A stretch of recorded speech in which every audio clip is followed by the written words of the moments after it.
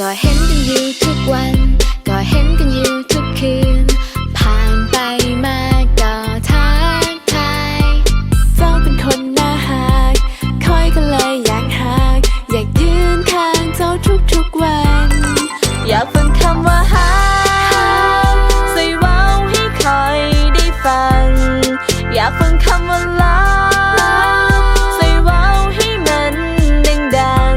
ๆให้คอยได้ยินอย่างชัดเจนก็เพียงคำว่าหักคำนี้ที่คอยต้องการเพียงคำว่าหักคำนี้ว้าวง่ายเพียงคำว่าหักคำนี้อยากฟังจะตาย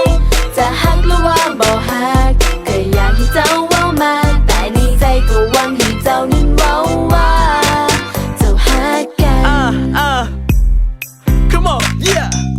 Hey move to the left Hey move to the right ทุกวันพวกเขาก็ say hi บ่ต้องย่านที่จะฮักบ่ต้องย่านที่จะมักบ่ต้องย่านที่จะเข้ากายเท่าย่านที่จะมักเท่าย่านที่จะฮักจะเซอร์ไพรส์อยากจะรู้ว่าเจ้ามีแฟนหรือยังบ่ได้ยิน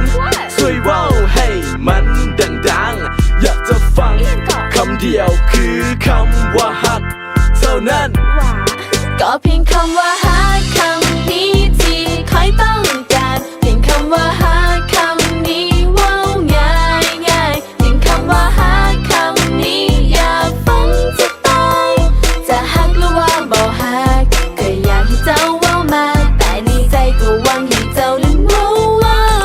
อยากฟังคำว่าหักคำนี้ที่คอยต้องการอยากฟังคำว่ารัก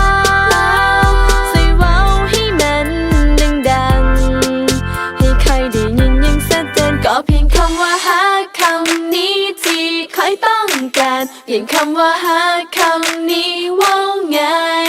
ยหนึ่งคำว่าหักคำนี้อยากฟังจะตายจะหักหรือว่าบ่หักก็อยากให้เจ้าว้าวก็เพียงคำว่าหักคำนี้ที่คอยต้องการเพียงคำว่าหักคำนี้ว้าวง่ายเพียงคำว่าหักคำนี้อยากฟังจะตายจะหักหรือว่าบ่หักก็อยากให้เจ้าว้าวมาแต่ในใจก็หวังให้เจ้านั้นว้าวว่าเจ้าหักกันอยากฟังคำว่าหักอยากฟังคำว่าหักอยากฟังคำว่าหักเท่านั้นว้าวได้บอกอยากฟังคำว่าหักอยากฟังคำว่าหักอยากฟังคำว่าหักบอกมาจะได้บอกว่าหักกันสบายหักเด้อก็เพียงคำว่าหักคำนี้ที่คอยต้องการเพียงคำว่าหักคำนี้ว้าวง่ายหนึ่งคำว่าหักคำนี้อยากฟังจะตายจะหักหรือว่าบ่หักก็อยากให้เจ้าว้าวก็เพียงคำว่าหัก